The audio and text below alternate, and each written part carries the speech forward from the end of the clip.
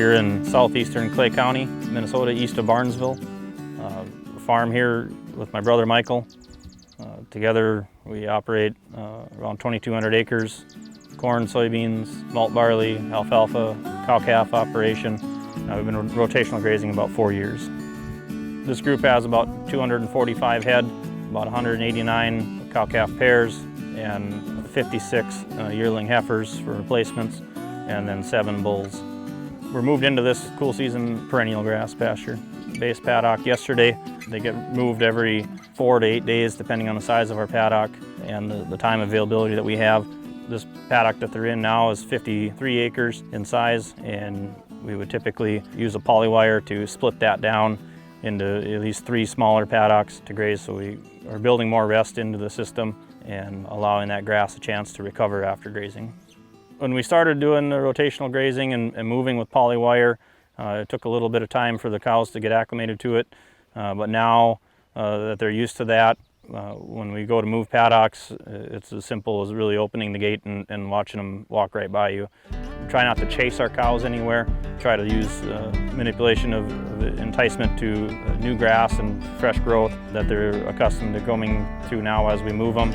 They know that when we show up to move them that they're going to go to a better place, so we don't have to chase them to that location. They typically will follow us right there. We got started with rotational grazing. We bought a new quarter land that we were going to fence and turn into pasture. Started working with NRCS. My brother Michael had heard about the NRCS cost share for fencing and infrastructure for rotational grazing, and we went into the NRCS office and got started with that. And we met Jeff Duchesne with NRCS, grazing land specialist, and when we met with him and we kind of went through what we were doing, what we wanted to do, he helped us to develop a grazing plan and help lay out some of the infrastructure for our system that we now have in place, as far as where the cross fences should be and water sources and pipeline pipeline development, sizing that, and the pump size and for the well and that sort of thing, and really helped us with our planning, I guess, on how we're going to move and the forage availability that's out there, the different types of species of grass that are growing in the different pastures for different times of the year for utilization. Part of the reason for rotational grazing was to try to prevent the overgrazing of many areas of our pastures and help build rest. Once we started building that rest into the system, we immediately saw an increase in production of grass the following year. And as we've more intensely managed those paddocks and gone to moves more often, either daily or every 3 days, compared to the week to 10 days, the 2-week moves that we were doing, we continually see an increase in grass production, which has allowed us to increase our stocking rate and be able to be more profitable. We currently have somewhere between 40 to 45 paddocks in the system right now, but with polywire, we're actually splitting those down into even more paddocks. So depending on how much work we want to put into it, as far as our time availability for moving those polywires, we can have anywhere from over 100 to 150 paddocks if we split those into halves or thirds or quarters. The paddocks vary in size. Our largest one is this one here behind me. That's about 53 acres.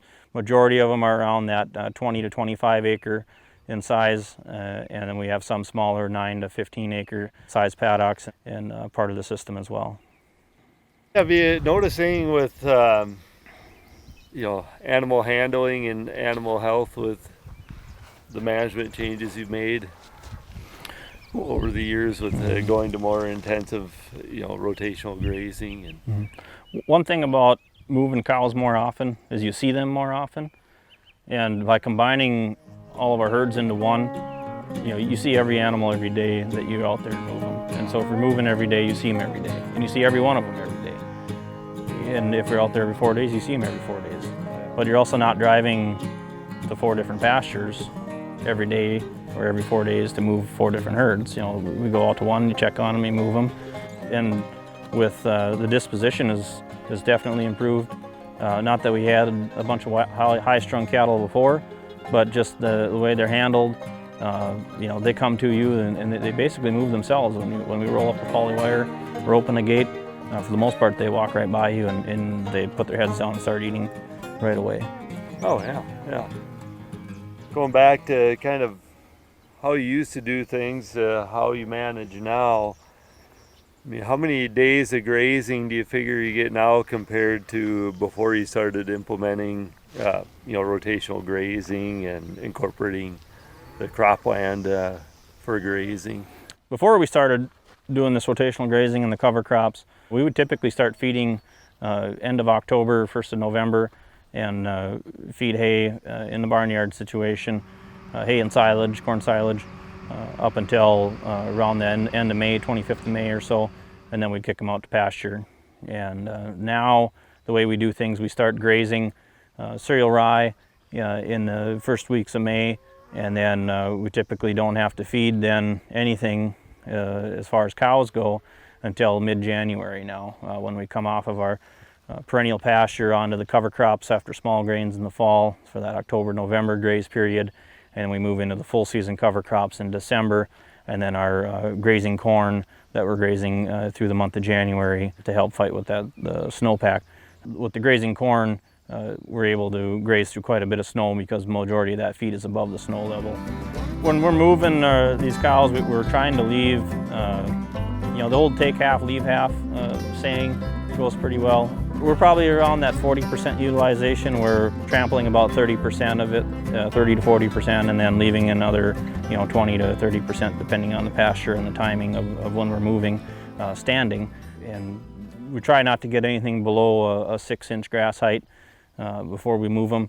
And with that allows that grass to recover much faster than if you take it all the way down to the ground, like you see a lot of producers doing.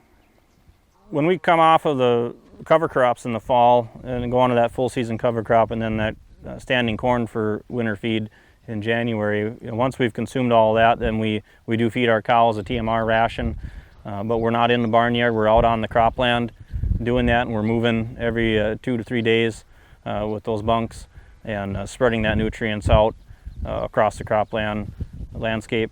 And as we move forward, we're working towards getting infrastructure put in some of our pastures to have winter water source out there where we can do some more bale grazing and feeding on the perennial pasture itself to help bring some more nutrients onto those areas. We've really tried to get down to more of a once-over system. When we started working with you and kind of started breaking down these pastures into smaller paddocks, we've seen a lot more grass growth immediately the following year. And I think moving forward, we're going to continue with that and make those paddocks smaller with polywire. And that's really allowed us to get to that once-over system. Now, this paddock we're on here, this was actually one of the last ones we grazed last year. And so we pretty much let it rest all summer. And seeing the regrowth that we had this spring, I would say that definitely benefited us. We have far more production out here this year than we ever have. It certainly looks good. So how does this compare to how before you started rotationally grazing? How did you manage a pasture before, or how long did you graze in the season? How has your management evolved with it? This pasture here was our heifer pasture. We run about 20 head out here. End of June or so till November, and when the grass was golf course short. We never really got more production out of it, ever. I mean, it just kept going down and down. And there were years where we'd have to pull them off in October, September. We kind of had 4 different pastures there in that system as well, but we would run it when they kind of got done grazing one, we'd open the gate and let them into the next one, but we'd never shut the gate behind. So then they would just always be able to go back, and eventually they'd start going back in there and grazing that regrowth. And in the end of the day, we were really hurting that grass production. We weren't allowing that grass to completely recover before we were grazing it again. And I think the root system suffered for that because in some of the drier years, those pastures would burn up in August. Yeah. So where are the animals going to go after you pull them off a perennial pasture in the fall? So we'll come off of these perennial pastures in October. Maybe the 1st of November, depending on the year, and we'll go on to cover crop that we'll have planted after small grains. And so we'll graze that then into December, and then after that, we'll go on to some full season cover crops. Okay, yeah. And then we'll graze that well into January most years. Rotational grazing is good for soil health because it helps to put carbon back into the soil. We're keeping more litter on the ground. We're allowing those grass plants time to rest and recover before we're coming back and grazing them again, which is helping with water infiltration, reducing runoff and erosion, and providing more forage for our animals to consume. When we manage our grass for soil health, we're actually in turn managing for wildlife habitat as well. When we move the cows off the pasture with that grass at 6 to 8 inch height, we're allowing nesting birds still a habitat to live in. It provides habitat for wildlife. And when we remove those cows in the fall earlier, and when we're getting off in the end of September to the 1st of October and going to our cover crops, we're allowing that grass 30 to 45 days of recovery before freeze up. That also is providing habitat then for winter cover for some of the wildlife species as well. If anybody else is interested in rotational grazing or any sort of infrastructure development, the NRCS is a very good resource and a good tool to utilize. They are there for the public's benefit. To develop that relationship with those agents is crucial, I think, to moving forward with production agriculture, and definitely for the soil health movement that's taking wave across this country. NRCS is playing a big part in that and helping to help producers.